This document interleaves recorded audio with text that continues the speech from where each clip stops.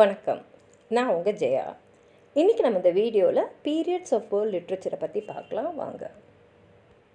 உலக இலக்கியத்தோடைய பல்வேறு காலகட்டங்கள் என்னன்னு பார்த்தீங்கன்னா, முதல்ல வர்றது கிளாசிக்கல் பீரியட், அதுக்கு அடுத்தது Anglo Saxon literature, medieval period, renaissance literature, 17th and 18th century, 19th century, 20th century. இதில் கிளாசிக்கல் பீரியட் 750 பிசியிலேருந்து 476 ஏடி வரைக்கும் வரும். இதில் முக்கியமான படைப்புகளை படைத்தது நமக்கு கிடைச்சதெல்லாம் க்ரீக்ஸ் அண்ட் ரோமன்ஸு தான். இதில் பார்த்திங்கன்னா இந்த க்ரீக்ஸ் தான் ஃபஸ்ட்டு யூரோப்பியன் லிட்ரேச்சரையே அவங்க படைச்சிருக்காங்க. அவங்க நிறைய லிட்ரரி ஃபார்ம்ஸை அவங்க தான் முதல்ல எழுதியிருக்காங்க. உதாரணத்துக்கு comedy, tragedy, philosophical dialogues, lyric poetry, அப்புறம் எப்பிக்கு. ரோமன்ஸ் அவங்களோட இலக்கியத்தை க்ரீக்ஸ் எப்படி எழுதினாங்களோ அவங்களே ஒரு மாடலாக வச்சு இவங்க எழுதியிருக்காங்க. இப்போ இந்த ஏன்ஷியன்ட் க்ரீஸ்னால் எல்லா மொழியிலும் இருக்கிற மாதிரி க்ரீக் லிட்ரேச்சரும் முதல்ல பார்த்திங்கன்னா வாய்மொழி, அதாவது ஓரல் லிட்ரேச்சராக தான் இருந்திருக்கு. இந்த ஓரல் லிட்ரேச்சரில் என்னெல்லாம் இருந்திருக்குன்னு பார்த்தா மித்ஸ் இருக்குது. இந்த மித்ஸ் எப்படி உருவாச்சுன்னா, ஜனங்களுக்கு நிறைய கேள்விகள் இருக்கும்ல, இந்த உலகத்தை பற்றி, இயற்கையை பற்றி. இந்த சூரியன் எந்த திசையில் ஏன் உதிக்குது, இல்லை காலையில் ஏன் சூரியன் இருக்குது, சாயங்காலம் ஏன் சந்திரன் இருக்குது, இந்த ஆறு எப்படி ஓடுது, இந்த மரம் எப்படி வளருது, இந்த மாதிரி ஒரு ஒரு மரத்துக்கு, ஒரு ஒரு இடத்துக்கு, ஒரு ஒரு மிருகத்துக்குன்னு சொல்லிட்டு என்னென்ன கேள்விங்கள்லாம் அவங்க கேட்குறாங்களோ அதுக்கான ஒரு கதையை அவங்க உருவாக்குனாங்க. சாதாரணமாக அந்த கதைங்களை பார்த்திங்கன்னா காடு, காடஸ், அவங்களுடைய ஆஃப்ஸ்ப்ரிங்ஸ் எல்லாமே அதில் இருக்கும். அடுத்தது எப்பிக்ஸ் காப்பியங்கள், ஒரு லாங் போயம்ஸ். இதில் ஒரு ஹெராய்க் டீட்ஸை பற்றி தான் இருக்கும். முக்கால்வாசி எப்பிக்ஸ்லாம் ஓரல் ட்ரெடிஷன்லேருந்து வந்தது தான். முக்கியமாக பார்த்திங்கன்னா இலியட், ஒடிசி 2 எப்பிக் போயம். இது எழுதினது ஹோமர். இவர் அதை எழுதின காலகட்டம் 700 பிசி. இது பல நூறாண்டுகளுக்கு இந்த எப்பிக்ஸ்லாம் இந்த ரிலீஜியஸ் ஃபெஸ்டிவல்ஸ்லாம் இருக்கு இல்லையா, அங்கே இவங்க அதை மக்களுக்கு போட்டு காட்டுவாங்க. அதே மாதிரி க்ரீக் சில்ட்ரனுக்கு அவங்களோட டெக்ஸ்ட் புக்ஸ்லேயும் இதுக்கு எப்பிக்ஸ்லாம் இருந்திருக்கு. அடுத்தது இலியட், இது ஒரு க்ரீக் எப்பிக் போயம். இதை டாக்டல் ஹெக்ஸாமீட்டரில் எழுதியிருக்காங்க. இது எழுதினது ஹோமர்னு சொல்கிறாங்க. இது ட்ரோஜன் வார் நடந்தது இல்லையா, 10 வருஷமாக சிட்டி ஆஃப் ட்ராயை மற்ற க்ரீக் ஸ்டேட்ஸ்லாம் அட்டாக் பண்ணாங்க இல்லையா, அதை பற்றின கதை தான் இது. இதில் அந்த போரை பற்றி, அந்த போரில் நடந்த நிகழ்வுகளை பற்றி, இந்த போர் கிங் ஆகிமோனனுக்கும் வாரியர் அக்கிலஸ்க்கும் நடந்தது பற்றிலாம் இதில் இருக்கும். அடுத்தது ஒடிசி, இதுவும் க்ரீக் எப்பிக் போயம் தான். அது எழுதினது ஹோமர். இதில் 2 மேஜர் ஏன்ஷியன்ட் க்ரீக் போயம்ஸில் இதுவும் ஒன்று. இது இல்லியடோட அடுத்த பார்ட்டு அப்படின்றத சொல்லுவாங்க. ஃபேபிள்ஸ்ன்றது சின்ன கதைகள். இதில் ஒரு மாரல் இருக்கும், இல்லைன்னா ஒரு லெசன் இருக்கும். ஈசப்னு சொல்லிட்டு ஒரு கிரேக்க அடிமை, இவர் 600 பிசியில் இருந்திருக்காரு. இவர் தான் அந்த கதைகளெல்லாம் சொன்னதாகவும், அது வாய்மொழியாக அடுத்தடுத்த சந்ததியினருக்கு கடைசியில் இப்போ நமக்கு எழுத்து முறையிலே இந்த கதையெல்லாம் கிடைக்குது. அப்புறம் லிரிக் போய்ட்ரி இருக்குது. இது ஒருத்தங்களோட பர்சனல் ஃபீலிங்ஸ் எக்ஸ்ப்ரெஸ் பண்ணுறது.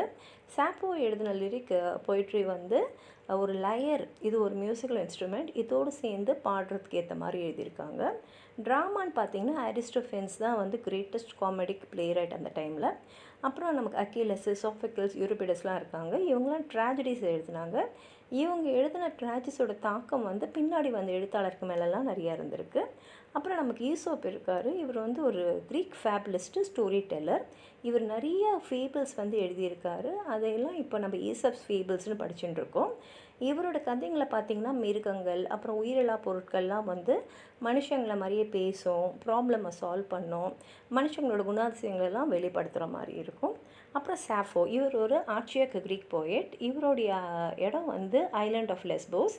சாஃபோ லிரிக் போய்ட்ரிக்கு ரொம்ப ஃபேமஸ்ஸு. இந்த போயம் நம்ம லயரோடு சேர்ந்து பாடலாம். இப்போ நிறைய சாஃபோட போய்ட்ரி நமக்கு தொலைஞ்சிடுச்சு. கிடைச்சது கூட பார்த்திங்கன்னா கொஞ்சம் பகுதி தான் அவர் எழுதுனது கிடச்சிருக்கு. கிடைச்ச முழு கவிதைன்னு பார்த்திங்கன்னா ஓட்டு ஆஃப்ரோடைட் மட்டும்தான். அடுத்தது அக்கிலஸ்.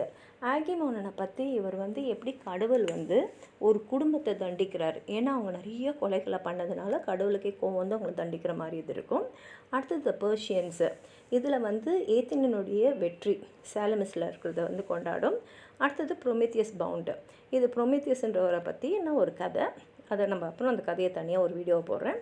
இவர் தான் வேர்ல்டோட முதல் ஹியூமனிட்டேரியன், மனுஷங்களுக்காக அவங்களுக்காக இறக்கம் செஞ்சு தான் கஷ்டப்பட்ட ஒரு கேரக்டர். அடுத்த சாஃபிகல்ஸ், இவர் எழுதுனது வந்து ஒடிபியஸ் ரெக்ஸு. இதில் வந்து ஒரு சைக்கோ அனாலிசிஸ் இருக்குது. ஏன்னா ஒடிபஸ் தனக்கு தெரியாமலே அவரோட அப்பாவை கொன்னுடுவார். அதே மாதிரி அம்மானு தெரியாமலே அம்மாவை வந்து திருமணம் பண்ணிப்பார். ஆனால் இதெல்லாம் அவர் ஏன் செய்கிறாருன்னா, அவருக்கு ஒரு ப்ராஃபஸி இருக்குது, நீ உன் அப்பாவை கொல்லுவ, உங்கள் அம்மாவையே நீ கல்யாணம் பண்ணிப்பேன்னு. இதை வந்து நம்ம தவிர்க்கணும்னு நினச்சி அதே தான் அவர் செஞ்சுருப்பார் ஒரு வாழ்க்கையில். இதுதான் ஒடிபியஸ் ரெக்ஸோட கதை. அப்புறம் ஆன்டிகானு, இதில் வந்து ஒரு பேஷனட்டான யங் விமன். அவங்களுக்கு எப்படின்னா, அவங்களுடைய சகோதரரான பாலினிசிஸ் வந்து இறந்துடுவார். அவருக்கு ஒரு ப்ராப்பர் பரியல் தரணும்னு நினைப்பாங்க. ஆனால் வந்து அதை தடுக்கிறதுனால அவங்க என்ன பண்ணிவிடுவாங்கன்னா, இந்த ஏர்த்லி அத்தாரிட்டி எனக்கு வேணாம், எனக்கு எந்த பதவி எந்த பவரும் எனக்கு வேணான்னு சொல்லக்கூடிய ஒரு கதை. அடுத்தது விமன் ஆஃப் ட்ராச்சஸ். இது வந்து ஒரு ரொம்ப டச்சிங்கான ஸ்டோரி. ஒரு ஜெல்லஸ் விமன், அவங்க பேர் டியனாரா, அதுக்கப்புறம் அவங்க ஹஸ்பண்டான ஹெராக்லஸ், இவங்களை பற்றின கதை. அடுத்தது யூரிபிடிஸ், இவர் எழுதுனது வந்து ஹிப்போட்டாலஸ் அண்ட் பச்சோ. இங்கே வந்து இவர் வந்து எக்ஸ்ப்ளோர் பண்ணுறது சைக்கி ஆஃப் மென்னை. எங்கே வந்து நேச்சுரல் லைஃப்பில் வந்து சில ஃபோர்ஸஸ் இருக்கு இல்லையா, செக்ஷுவாலிட்டி மாதிரி, அப்புறம் எமோஷ்னல் ரிலீஸ் மாதிரி, அதெல்லாம் வந்து டினை பண்ணுறதுக்கு ட்ரை பண்ணுற ஒரு கேரக்டர். அப்புறம் மீடியா, இங்கே வந்து அவர் பார்க்குறது வந்து ஒரு பொறாமை உள்ள ஒரு பெண். அவங்க வந்து அவங்களுடைய கணவருடைய கவனத்தை அவங்க இழந்துடுறாங்க, அந்த கதையை பற்றி. அப்புறம் ஹிகுபா வந்து இந்த க்ரீக் வாரியர்ஸ்க்கெலாம் அனுபவித்த அந்த கஷ்டங்கள். ஏன்னா வந்து இந்த க்ரீக் வாரியர்ஸ் என்ன பண்ணிடுறாங்கன்னா, ட்ரோஜன் குவீனை வந்து அடிமையாக்கிடுறாங்க. அது மாத்திரம் இல்லாமல் அவங்களோட பொண்ணையும் வந்து டாம் ஆஃப் அக்கிலஸில் வந்து யாகம் இது மாதிரி மரணம் மாதிரி அவங்கள வந்து இந்த பலி கொடுத்துட்றாங்க. அப்புறம் வந்து லிட்ரேச்சர் ஆஃப் ஏன்ஷியன்ட் ரோமில் பார்த்தீங்கன்னா, இதில் இருந்த முக்கியமான ரைட்டர்ஸ்னால் சிசரியோ, இவர் ஒரு கிரேட் ரைட்டர். அப்புறம் ஸ்டேட்ஸ்மென்னு, இவரோட லெட்டர்ஸ், ஸ்பீச்சஸ், ஃபிலாசபிக்கல் ஒர்க்ஸ்லாம் வந்து பார்த்திங்கன்னா மக்கள் மேலே ஒரு பல நூறாண்டுகளுக்கு பெரிய தாக்கத்தை ஏற்படுத்துச்சுன்னு சொல்லலாம். அப்புறம் கேட்டலஸ், இவர் வந்து லிரிக் போய்ட்ரி வந்து எழுதியிருக்காரு. வேர்ஜில் தான் இனியட் எழுதியிருக்காரு. இனியட் ஒரு எபிக் போயம். இன்றைக்கும் வந்து வேர்ல்டு லிட்ரேச்சரில் இது ஒரு மாஸ்டர் பீஸ்ன்னு சொல்கிறாங்க. ஹொரேஸ் வந்து ஈபோட்ஸ் அண்ட் ஓட்ஸ் எழுதியிருக்காரு. ஓவிட் வந்து மெட்டமாஃபிசிஸ்ன்னு அவருடைய மாஸ்டர் பீஸான போயம் எழுதியிருக்காரு. மார்ஷியல் வந்து எபிகிராமை பர்ஃபெக்ட் பண்ணார். இது ஒரு kind of short witty comments on லைஃப்னு சொல்லலாம். இனியட் வந்து ஒரு லாட்டின் எபிக் போயம். இதை எழுதினது வேர்ஜில். காலகட்டம் வந்து 29th to 19th BCன்னு சொல்கிறாங்க. இதில் வந்து இந்த லெஜெண்டரி ஸ்டோரி ஆஃப் ஏனஸ் வந்து ஒரு ட்ரோஜன். இவர் வந்து இட்டாலியிலேருந்து ரோம் போய், இவர் தான் வந்து ரோமன்ஸோட ஆன்சஸ்டர்னு சொல்கிறாங்க. இதில் மொத்தம் 9896 லைன்ஸ் இருக்குது. எல்லா லைன்ஸுமே டாக்டன் ஹெக்ஸாமீட்டரில் எழுதியிருக்கு. மொத்தம் 12 புஸ்தகம். அதில் முதல் 6 புஸ்தகங்கள் வந்து ஏனஸ் வந்து ட்ராயிலேருந்து இட்டாலிக் போன கதையும், ரெண்டாவது பாதி அதாவது மிச்சம் 6 புஸ்தகங்கள் வந்து எப்படி ட்ரோஜன்ஸ் வந்து கடைசியில் வந்து இந்த லாட்டின்ஸ் மேலே அவங்க வந்து வெற்றி கொள்கிறாங்க. அப்புறம் வந்து ஏனஸ் அவருடைய ட்ரோஜன் ஃபாலோவர்ஸோட எப்படி வந்து அவர் வந்து அதுக்கப்புறம் வந்து வாழ்ந்தாருன்றதை பற்றி தான் அந்த கதை. ஓட்ஸ் வந்து பின்னாடி வந்து ஒரு ஷார்ட் லிரிக் போயம்ஸ். இது வந்து லிரிக் போய்ட்ரி வந்து ஒரிஜினேட் ஆனது க்ரீக்கில் தான். அது இமிட்டேட் ஆகி வந்தது தான் ஓட்ஸு. ஓட்ஸில் வந்து பிரபலமாக இருந்தவங்க பிண்டார், சாஃபோ, ஆல்கலஸ், இவங்க எல்லாம் ஹொரேஸ் மாடலில் தான் எழுதினாங்க. இந்த ஓட்ஸ் வந்து இந்த ஓல்டர் ஃபார்ம் வந்து பார்த்திங்கன்னா ஏஜ் ஆஃப் அகஸ்டஸில் வந்து இந்த ரோமில் இந்த சோஷியல் லைஃப் வந்து எழுதியிருக்காங்க. ஓடில் வந்து நிறைய சப்ஜெக்ட்ஸ் இருக்குது. லவ்வை பற்றி இருக்குது, friendship, wine, religion, morality, patriotism, அப்புறம் poems of eulogy address to Augustus and his relations, அப்புறம் வேர்சஸ்ஸு, எல்லா சப்ஜெக்ட்ஸை பற்றியும் அதில் எழுதியிருப்பாங்க. நிறைய இன்சிடென்ட்ஸை பற்றி எழுதியிருப்பாங்க. அதாவது வாழ்க்கை எப்படி நிரந்தரம் இல்லாமல் இருக்குது, அப்புறம் கல்டிவேஷன் ஆஃப் ட்ராங்குலிட்டி, கண்டென்ட்மெண்ட், அப்புறம் observance of moderation or the golden mean. இதை பற்றி எதை பற்றி ஒன்றா நீங்கள் ஓடி எழுதலாம். அடுத்தது வந்து மெட்டமாஃபிசிஸ். இது ஒரு லாட்டின் நரேட்டிவ் போயம். இது எழுதினது ஓவிடு. இது அவருடைய மேக்னம் ஓப்பஸ்னே சொல்லலாம். ஏன்னா இதில் மொத்தம் பார்த்திங்கன்னா 15 புஸ்தகம் இருக்குது. இதில் 250 மித்ஸை பற்றி அவர் எழுதியிருக்காரு. இதில் வந்து அவர் உலக வரலாறையே, அது ஆரம்ப கட்ட காலத்தில் உலகம் எப்படி உருவாச்சிலேருந்து ஜூலியஸ் சீசர் வரைக்கும் இவர் ஒரு மைத்தோ ஹிஸ்டாரிக்கல் ஃப்ரேம் ஒர்க் மாதிரி எழுதியிருக்காரு. இப்போ 2வது காலகட்டம்னு பார்த்திங்கன்னா ஆங்கிலோ சாக்சன் லிட்ரேச்சர். இங்கே வந்து இந்த ஜெர்மன் பீப்புளெலாம் வந்து இங்கிலாண்டில் செட்டில் ஆனாங்க இல்லையா, அவங்களுடைய ஸ்ட்ரகிள்ஸை பற்றி இதில் நிறைய பார்க்கலாம். இதில் வந்து பார்த்திங்கன்னா ஆரம்ப கட்டத்தில் ஆங்கிலோ சாக்சன் லிட்ரேச்சர் வந்து ஓரலாக தான் இருந்தது, வாய்மொழியாக தான் இருந்தது. இதில் வந்து ராஜாங்களை பற்றி நோபல்ஸை பற்றியெல்லாம் இருக்கும். அவங்க எப்படி வந்து மக்களை வந்து என்டர்டெயின் பண்ணுறதுக்காகவும் அவங்க போரில் அடைஞ்ச வெற்றியை வந்து கொண்டாடினதை பற்றியும் இருக்கும். ஸ்கூப்ன்றவர் ஒரு ப்ரொஃபஷ்னல் சிங்கர் இல்லைன்னா மினிஸ்டர். இவர் வந்து ஒரு கவிதையை வந்து ரிசைட் பண்ணுவார், இல்லைன்னா ஒரு கதையை வந்து சொல்லுவார். அந்த கதையில் வந்து லெஜெண்டரி ஹீரோஸை பற்றி அட்வென்ச்சர்ஸை பற்றிலாம் இருக்கும். சில சமயத்தில் அங்கே இருக்கக்கூடிய வாரியர்ஸும் வந்து அவங்களுடைய அந்த ஹெரோயிக் டீட்ஸை பற்றியும் அவங்களும் வந்து பாடுவாங்க. ஓரல் ட்ரெடிஷன் வந்து நிறையா வந்து பேக்கனில் தான் இருக்குது. ஆனாலும் ஆங்கிலோ சாக்சன்ஸ் வந்து பின்னாடி கிறிஸ்டியானிட்டியில் வந்து அவங்க கன்வெர்ட் ஆகிட்டப்புறம் கூட அது தொடர்ந்துடுச்சு. அப்படியே தொடர்ந்து இருந்ததே வந்து பார்த்திங்கன்னா பின்னாடி கிறிஸ்டியன் ரைட்டர்ஸ்லாம் வந்து அவங்களுடைய ஒரிஜினல் ஒர்க்ஸை வந்து கொண்டு வந்தாங்க. இதில் பார்த்திங்கன்னா அந்த ஓரல் லிட்ரேச்சருடைய அந்த தீம்ஸும் ஸ்பிரிட்டும் வந்து அவங்களோட லிட்ரேச்சரும் இருந்ததுன்னு சொல்லலாம். 2 types of Anglo Saxon poetry எதுன்னு பார்த்திங்கன்னா, முதல்ல சொல்கிறது ஹெரோயிக் எபிக். ஹெரோயிக் எபிக்ன்றது ஒரு லாங் நரேட்டிவ் போயம். இதில் வந்து ஒரு ஹீரோ வந்து சென்ட்ரல் கேரக்டராக இருப்பார். இவர் ஒரு நோபல் ஃபிகராக, ரொம்ப தைரியமானவராக, சாதாரண மனுஷங்களை விட ஒரு சூப்பர் ஹியூமன் எபிலிட்டி உள்ளவராக இருப்பார். ரொம்ப ஃபேமஸான புக்குன்னு பார்த்தீங்கன்னா பியோவுல்ஃப். இதில் வந்து ஹெரோயிக் டீட்ஸ்லாம் இருக்கும். இதெல்லாம் நடந்தது வந்து 2nd or 3rd century ADயில் நடந்தது அப்படின்னு சொல்லலாம். அடுத்தது வந்து எலிஜியாக் லிரிக் வந்து ஒரு லிரிக் போயம். இதில் ஒரு சிங்கிள் ஸ்பீக்கர் வந்து அவருடைய எண்ணங்களை, அவரோட உணர்வுங்களை வந்து வெளிப்படுத்துவார். ஹீரோயிக் எபிக் மாதிரியே எலிஜியாக் லிரிக்ஸ் வந்து கடந்த காலத்தோடைய அந்த க்ளோரியை பற்றி பேசும். அது மாத்திரம் இல்லாமல் இறப்பை பற்றியும் நிறைய போயம்ஸ் இருக்குது. த சீஃபேரர் வந்து முக்கியமான ஒரு எலிஜியாக் லிரிக்னு சொல்லலாம். இது எழுதப்பட்ட காலகட்டம் வந்து 700 BCன்னு ADன்னு சொல்லலாம். அடுத்தது ரிடில்ஸு, அதாவது விடுகதை. இதுவும் வந்து ஒரு ஆங்கிலோ சாக்சன் லிட்ரேச்சரில் இன்னொரு ஃபார்ம்னு சொல்லலாம். இது ஒரு கவிதை மாதிரி வரும். இது வந்து கேட்குறவங்களோ இல்லை படிக்கிறவங்களுக்கு சேலஞ்ச் பண்ணும். ஒரு கேள்வி மாதிரி கேட்டு அதுக்கு பதில் வந்து அவங்கக்கிட்ட வர வைக்கிற மாதிரி அந்த எழுதியிருப்பாங்க. நிறைய கிறிஸ்டியன் போயட்ஸ் வந்து அதுக்கப்புறம் ஒரிஜினல் ஒர்க்ஸ் வந்து எழுதினாங்க. அவங்க இன்ஃப்ளூயன்ஸ் ஆனதும் ஆங்கிலோ சாக்சனுடைய ஓரல் ட்ரெடிஷனில் தான். அதில் முக்கியமான 2 பேர் பார்த்திங்கன்னா கேட்மன் அண்ட் சைன்வுல்ஃப். இவங்களுடைய போயம்ஸ் வந்து ரிலீஜியஸ் டாபிக்ஸாக இருந்தாலும், தீமும் ரிலீஜியஸ் தீமாக இருந்தாலும், அவங்களுடைய எழுத்தில் இருந்த ரிதம், இமேஜரிலாம் வந்து பார்த்திங்கன்னா ஆங்கிலோ சாக்சன் ஓரல் ட்ரெடிஷனை பேஸ் பண்ணி தான் இருக்கும். இப்போ பியோவுல்ஃப் வந்து ஒரு ஓல்டு இங்கிலீஷ் எபிக் போயம் சொல்லலாம். இதில் மொத்தம் 3182 அலிட்ரேட்டிவ் லைன்ஸ் இருக்குது. இது வந்து இப்போ நம்மக்கிட்ட இருக்கக்கூடிய அந்த ஓல்டு இங்கிலீஷ் பீரியடில் இன்னும் இருக்கக்கூடிய ஒரு லாங் போயம். இது வந்து ஓல்டு இங்கிலீஷ் லிட்ரேச்சரோட முக்கியமான படைப்புன்னே சொல்லலாம். அடுத்தது ஆங்கிலோ சாக்சன் ப்ரோஸில் பார்த்திங்கன்னா, ப்ரோஸ் வந்து போய்ட்ரிக்கு அப்புறம் தான். முதல்ல எப்போதுமே செய்யுள் தான் இருந்திருக்கு, அப்புறம் தான் ப்ரோஸ் வந்திருக்கு. எப்போ வந்ததுன்னா கிங் ஆல்ஃப்ரெட் அவர் வந்து பவருக்கு வந்தது 871. அப்போ அவர் என்ன சொன்னார்னா, லாட்டினில் இருக்கிறதெல்லாம் நம்ம டிரான்ஸ்லேட் பண்ணலான்னு சொல்லிட்டு ஆல்ஃப்ரெடே வந்து என்ன பண்ணாருன்னா, பாலஸ் ஒரிசஸோடைய compendious history of the world, அதாவது உலக வரலாறை அவர் இங்கிலீஷில் வந்து டிரான்ஸ்லேட் பண்ணார். மற்றவங்களும் என்ன சொன்னார்னா, லாட்டினில் இருக்கக்கூடிய முக்கியமான படைப்புகள்லாம் நீங்கள் ஆங்கிலத்தில் மொழிபெயருங்கன்னு சொல்லிட்டு, மொழிபெயர்க்கிறதோடு இல்லாமல் நீங்கள் ஒரிஜினலாகவும் இங்கிலீஷில் எழுதணுன்றதை ரொம்ப என்கரேஜ் பண்ணார். இன்னொன்று முக்கியமான ஹிஸ்டாரிக்கல் ஒர்க் வந்து பீட்ஸோட ecclesiastical history of the English people. இது எழுதப்பட்டது வந்து 731.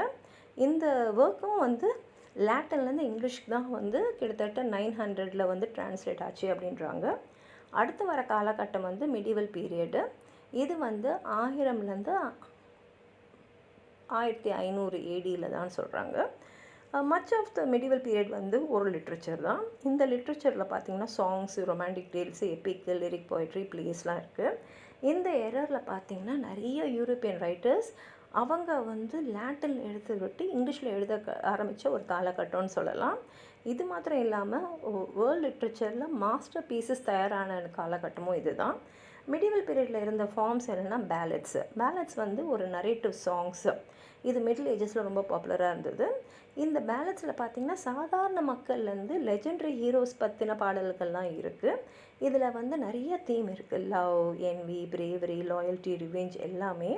அதே சமயத்தில் இது வந்து ட்ராஜிக், டிசாஸ்டர்ஸ் எவென்ட்ஸ் நிறையா சொல்லியிருந்தாலும் ஹியூமரஸான பேலட்ஸும் நிறையா இருக்குது. அடுத்தது ரொமான்ஸு. இது வந்து ஒருத்தரோட வெற்றியை இல்லை அவங்களுடைய அந்த நோபல்னஸ்ஸை, பிரேவ் டீட்ஸ் எல்லாம் கொண்டாடுற மாதிரி எழுதப்பட்டது. இதுக்கு சில உதாரணங்கள் பார்த்திங்கன்னா the romance of the rose, இது வந்து ரொம்ப முக்கியமான ஃப்ரெஞ்ச் ரொமான்ஸ். அடுத்தது மொட்டு டீல் ஆத்தர், இது எழுதினது தாமஸ் மெலரி, எழுதின காலகட்டம் வந்து 1400. இதுதான் வந்து ஃபஸ்ட் இங்கிலீஷ் ப்ரோஸ் வெர்ஷன். இது வந்து கிங் ஆத்தரை பற்றி எழுதினது. அது மாத்திரம் இல்லாமல் நைட்ஸ் ஆஃப் த ரவுண்ட் டேபிளை பற்றியும் இதில் இருக்கும். அப்புறம் வந்து கிங் ஆத்தரை பற்றி இங்கிலீஷில் மாத்திரம் இல்லாமல் இத்தாலி, ஃப்ரான்ஸ், ஜெர்மனிலையும் வந்து நிறைய பேர் வந்து எழுதியிருக்காங்க. The romance of the rose வந்து ஒரு மெடிவல் ஃப்ரெஞ்ச் போயம். இது ஒரு அலிகரிக்கல் ட்ரீம் விஷன் சொல்லலாம். இது வந்து அந்த கோர்ட்லி லிட்ரேச்சரை பற்றின ஒரு போயம் தான் இது. இது வந்து எப்படின்னா படிக்கிறவங்களுக்கு என்டர்டெயின்மெண்ட்டாகவும் இருக்கணும், அதே சமயத்தில் காதலை பற்றியும் எடுத்து சொல்லணும் அப்படின்னு எழுதப்பட்டது தான் இது. இந்த டைட்டிலில் பார்த்திங்கன்னா ரோஸ்ன்னு வரும். ரோஸுன்றது ஒரு பெண்ணோட நேமாகவும் இருக்கலாம், பேராகவும் இருக்கலாம், இல்லை பெண்களையே குறிப்பாக வந்து சொல்லக்கூடிய ஒரு வார்த்தையாகவும் இருக்கலாம். அதே மாதிரி இதில் இருக்கக்கூடிய மற்ற கேரக்டர்ஸும் வந்து ஒரு குறிப்பிட்ட நபரையோ இல்லை பொருளையோ குறிக்கிறதாகவும் இருக்கலாம், இல்லை எல்லா அந்த வகையானவங்களை வந்துயோ இல்லை அந்த வகையான பொருளை வந்து குறிக்கிற மாதிரியும் இருக்கலாம். அப்புறம் ஃபார்ம்ஸ் ஆஃப் மெடிவல் லிட்ரேச்சரில் பார்த்திங்கன்னா பொயட்ரியில் எபிக் பொயட்ரி. இது வந்து மிடில் ஏஜஸில் ரொம்ப பாப்புலராக இருந்தது. இதுக்கு உதாரணம் வந்து பார்த்திங்கன்னா த சாங் ஆஃப் ரோலண்ட், இது ஒரு ஃப்ரெஞ்ச் போயம். அடுத்தது சாங் ஆஃப் நெபுலங்ஸ், இது ஒரு ஜெர்மன் எப்பிக்கு. அப்புறம் போயம் ஆஃப் த சிட், இது ஒரு ஸ்பானிஷ் எப்பிக்கு. இது எழுதப்பட்ட காலகட்டம் வந்து 1100ன்னு சொல்கிறாங்க. அடுத்தது லிரிக் போயம்ஸ், இது வந்து லவ்வை பற்றி. இந்த ஒரு இடத்துல இன்னொரு இடத்துக்கு போகிறாங்களே மினிஸ்ட்ரல்ஸு, அவங்க பாடினது. ஜெர்மனியில் இவங்களை வந்து மினிஸ்ட்ரல்ஸ் சொல்லுவாங்க, ஃப்ரான்ஸில் இவங்களை ட்ரபடஸ்ன்னு சொல்லுவாங்க. ஒரு இடத்துல இன்னொரு இடத்துக்கு பாடிக்கிட்டே போகக்கூடியவங்க. அடுத்தது நரேட்டிவ் பொயட்ரி. இதுக்கு சிறந்த உதாரணம்னா ஜெஃப்ரி சாசரோட மாஸ்டர் பீஸான கேண்டர்பரி டேல்ஸ் தான். ஏன்னா இதில் நிறைய கதைகள் வேர்ஸ் ஃபார்மில் எழுதியிருக்கும். ரொம்ப natural rhythm of spoken language தான், அதாவது பேசுகிற மொழி தான் அவர் யூஸ் பண்ணியிருப்பார். இவர் வந்து அந்த கேண்டர்பரி டேல்ஸில் 1300 இங்கிலாந்து எப்படி இருந்தது, அந்த சமுதாயம் எப்படி இருந்ததுன்றத ஒரு படம் மாதிரி நம்மளுக்கு காட்டக்கூடிய ஒரு படைப்பு இது. ஜெஃப்ரி சாசரை தான் நம்ம வந்து ஃபாதர் ஆஃப் இங்கிலீஷ் லிட்ரேச்சர்னு சொல்லுவோம். அது மாத்திரம் இல்லாமல் மிடில் ஏஜஸில் இருந்த ஒரு கிரேட்டஸ்ட் இங்கிலீஷ் போய்ட்டும் இவரே தான். இவருக்கு வந்து இன்னொரு முக்கியமான ஒரு பெருமையும் இருக்குது. வெஸ்ட்மினிஸ்டர் ஆபேயில் புதைக்கப்பட்ட அந்த போயிட்ஸ் கார்னரில் புதைக்கப்பட்ட முதல் போயிட்டும் இவர் தான். இவருடைய வாழ்நாளிலேயே இவர் வந்து பெரிய புகழையும் வந்து அடைஞ்சிருக்காரு. ஆத்தராக, ஃபிலாசபராக, அஸ்ட்ரானமராக. அவர் வந்து அவருடைய 10 வயசு மகனான லிவிஸ்க்காக வந்து ஒரு சயின்டிஃபிக் ட்ரீட்டீஸை கூட வந்து எழுதியிருக்காரு. அது மாத்திரம் இல்லாமல் ரொம்ப ஆக்டிவாக சிவில் சர்வீஸில் ஒரு பியூரோக்ராட்டாக, கோர்ட்டராக, டிப்ளமேட்டாக இருந்திருக்காரு. அவர் எழுதின பல படைப்புகளை சிலது என்னன்னு பார்த்தீங்கன்னா the book of the duchess, the house of fame, the legend of good women, அப்புறம் ட்ராய்லஸ் அண்ட் கிரிசட். ஆனாலும் கேண்டர்பரி டேல்ஸ்க்கு தான் ரொம்ப ரொம்ப பிரபலம். இவர் தான் வந்து அப்போ வந்து என்னென்னா இங்கிலாண்டில் பார்த்திங்கன்னா ஃப்ரெஞ்ச் அண்ட் லாட்டின் தான் ரொம்ப பிரபலமான மொழியாக இருந்தது. ஆனால் இவர் தான் வந்து மிடில் இங்கிலீஷை வந்து மக்கள் பேசக்கூடிய ஒரு மொழியாக வந்து அவருடைய எழுத்துக்கள் மூலமாக கொண்டு வந்ததுன்னே சொல்லலாம். அடுத்தது ஃபார்ம் ஆஃப் மெடிவல் லிட்ரேச்சர்னு பார்த்திங்கன்னா ட்ராமா அண்ட் ப்ரோஸ். இதில் முக்கியமாக இருக்கிறது மிஸ்ட்ரி பிளேஸ். மிஸ்ட்ரி பிளேஸ்லாம் வந்து பைபிள் ஸ்டோரிஸை பேஸ் பண்ணி எழுதப்பட்ட பிளேஸு. அடுத்தது மிராக்கிள் பிளேஸு, இது வந்து செயின்ஸோடைய வாழ்க்கையை பற்றி எழுதக்கூடிய பிளேஸு. அடுத்தது மொராலிட்டி பிளேஸு. இந்த பிளேஸ்லாம் வந்து மாரல் எத்திக்கல் வேல்யூஸை மக்களுக்கு சொல்லிக் கொடுக்கறதுக்காக எழுதப்பட்ட பிளேஸு. மற்ற ப்ரோஸ் ஒர்க்ஸ்ன்னு பார்த்திங்கன்னா த டீகேமரான், இதில் வந்து மொத்தம் 100 கதைகள் இருக்குது. இதை எழுதினது வந்து ஒரு இட்டாலியன் ரைட்டரான கியோனி பொக்காஷியோ. அடுத்தது நம்ம பார்க்க போகிறது ரெனேசான்ஸ் லிட்ரேச்சர். இது வந்து 1485லேருந்து 1660 வரைக்கும். இந்த பீரியடு தான் பார்த்திங்கன்னா ரெனேசான்ஸ்னால் ரீபர்த், மறுபிறப்பு. இது வந்து வெஸ்டர்ன் யூரோப் ஃபுல்லாக வந்து பரவின ஒரு காலகட்டம். இது ஆரம்பித்தது வந்து 1300 இட்டாலியில். ஆனால் கடுன்னு சொல்லிவிட்டு யூரோப் ஃபுல்லாக இது பரவிடுச்சு. இது வந்து எப்படின்னா இந்த ரினேசான்ஸுன்றது ஒரு க்ரியேட்டிவும் ஒரு இன்டலெக்சுவல் ஒரு அலையை வந்து எல்லா இடத்துலையும் ஏற்படுத்திச்சுன்னு சொல்லலாம். வெறும் இலக்கியத்தில் மட்டும் இல்லை, எல்லா கலைகள்லேயும் எல்லா விதமான அறிவு சார்ந்த விஷயத்துலேயும் இது வந்து ஒரு பெரிய கிளர்ச்சி ஏற்பட்டுன ஒரு காலகட்டம். அந்த ரினேசான்ஸ் வந்து லிட்ரேச்சரில் என்ன பண்ணுச்சுன்னா இந்த கிரீஸ் அண்ட் ரோமில் அவங்களோட கல்ச்சர்ஸில் வந்து ஒரு ரினியூட் இன்ட்ரெஸ்ட் உருவாக்குச்சு. அதே மாதிரி ஒரு தனிப்பட்ட நபரும் வந்து எல்லா விஷயத்தை பற்றியும் கேள்வி கேட்க ஆரம்பித்தாங்க. எந்த அளவுக்குன்னா கேத்தலிக் சர்ச்சையே கேள்வி கேட்குற அளவுக்கு மக்கள் வந்து அந்த அளவுக்கு விஷயங்களை தெரிஞ்சுக்கணும் அப்படின்ற ஒரு ஆவலை வந்து உருவாக்கின ஒரு காலகட்டம். ஃபார்ம்ஸ் ஆஃப் ரெனிசான்ஸ் லிட்ரேச்சர்னு பார்த்திங்கன்னா ட்ராமாவில் எலிசபெத்தன் ட்ராமா. இந்த எலிசபெத்தன் ட்ராமா வந்து 1580 1603 வரைக்கும் இருந்தது. இதில் முக்கியமான எழுத்தாளர்கள்னு பார்த்திங்கன்னா கிறிஸ்டோஃபர் மார்லோ. இவர் எழுதின பிரபலமான பிளேஸ் வந்து நிறையா. அதில் வந்து டேம்பலன் அண்ட் டாக்டர் ஃபாஸ்டர்ஸ் குறிப்பிட்டு சொல்லலாம். அப்புறம் வில்லியம் ஷேக்ஸ்பியர். இவர் தான் அந்த காலகட்டத்தில் இருந்த ரொம்ப பிரபலமான ட்ராமாட்டிஸ்ட். இன்னைய வரைக்குமே வில்லியம் ஷேக்ஸ்பியர் பிரபலமானவர். அடுத்தது Ben Jonson and John Lyly. அப்புறம் இந்த ஸ்பானிஷ் ட்ராமா, இது வந்து ஒரு பொற்காலம் சொல்லலாம். 1550 லேட் 1600s வரைக்கும் இது நடந்தது. இதோடைய காலகட்டத்தில் இருந்த பிரபல எழுத்தாளர்கள் வந்து லோப் டி வேகா, அப்புறம் பெட்ரோ கால்டரன். அப்புறம் ஃபார்ம்ஸ் ஆஃப் ரெனேசான்ஸ் லிட்ரேச்சர்னு பார்த்தீங்கன்னா பொயட்ரியில் வந்து லிரிக் பொயட்ரி. இதுவும் ஒரு சானட் தான். சானட் வகையும் லிரிக் பொயட்ரி தான். சானட்ஸ் வந்து மொத்தம் 14 வரிகள் இருக்கும். ஒரு செட் பேட்டர்னும் ரைம் ஸ்கீமும் இருக்கும். அப்புறம் வந்து சானட்ஸில் நமக்கு வந்து பெட்ராச்சுன்னு இட்டாலியன் சானட்னு இருக்குது. இது உருவாக்குனர் வந்து பெட்ராச்சு. அதே மாதிரி ஷேக்ஸ்பியர்னு இங்கிலீஷ் சானட் இருக்குது. இதை எழுதினவர் வந்து வில்லியம் ஷேக்ஸ்பியர். இது தொடர்ந்து மற்றவங்க எழுதினாலும் இதை ஷேக்ஸ்பியர் சானட் தான் சொல்லுவாங்க. அப்புறம் பேஸ்டல் போய்ட்ரி இருக்குது. பேஸ்டல் போய்ட்ரி அப்படின்னா ஷெப்பர்ட்ஸ் வந்து பாடுற மாதிரி. இவங்களாம் வந்து அந்த கிராமத்தில் அந்த கண்ட்ரி சைடில் இருப்பாங்க. அவங்களுடைய ரஸ்டிக் லைஃப்பை பற்றி சொல்கிற மாதிரி. இதை எழுதின பிரபலமான எழுத்தாளர்கள் அந்த காலகட்டத்தில் யாருன்னு பார்த்தீங்கன்னா மார்க்யூஸ் ஆஃப் சாண்டிலா, இவர் ஒரு ஸ்பானியர்ட். அப்புறம் ஜெக்கோபா சாமெட்டர்னு இவர் இட்டாலியன். அப்புறம் இங்கிலீஷில் பார்த்தீங்கன்னா கிறிஸ்டோஃபர் மார்லோவும் சர் வால்டர் ரேலேவும். அதுக்கப்புறம் நமக்கு எபிக் போய்ட்ரி இருக்குது. இதில் முக்கியமான எபிக்குன்னு சொன்னிங்கன்னா ஃபேரி குயின். இந்த எட்வர்ட் ஸ்பென்சர் வந்து முதலாம் எலிசபெத் ராணியை வந்து கௌரவிக்கிறதுக்காக அவர் எழுதினார். அடுத்தது வில்லியம் ஷேக்ஸ்பியர் எழுதின எபிக் போய்ட்ரின்னு பார்த்தீங்கன்னா வீனஸ் அண்ட் அடானஸ். லுடுவியோ ஆரிட்டோ எழுதினது ஆர்லாண்டோ ஃப்ரூசோ. அப்புறம் ஃபார்ம்ஸ் ஆஃப் ரெனேசான்ஸ் லிட்ரேச்சர்னு பார்த்தீங்கன்னா ப்ரோஸில் த பிரின்ஸ், இது எழுதினது நிக்கோலோ மேச்சுவலி.